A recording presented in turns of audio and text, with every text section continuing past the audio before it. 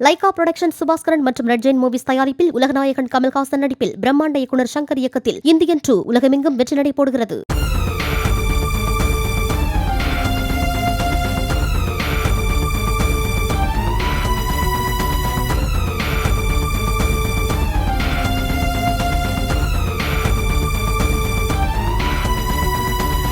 திருப்பத்தூர் மாவட்டம் பாணியம்பாடியில் தனியார் மருத்துவமனை முன்பு நிறுத்தியிருந்த மொப்பெட்டில் இருந்து 3 லட்சம் பணத்தை திருடிச் சென்ற 2 பேரை சிசிடிவி அடிப்படையில் போலீசார் தேடி வருகின்றனர்.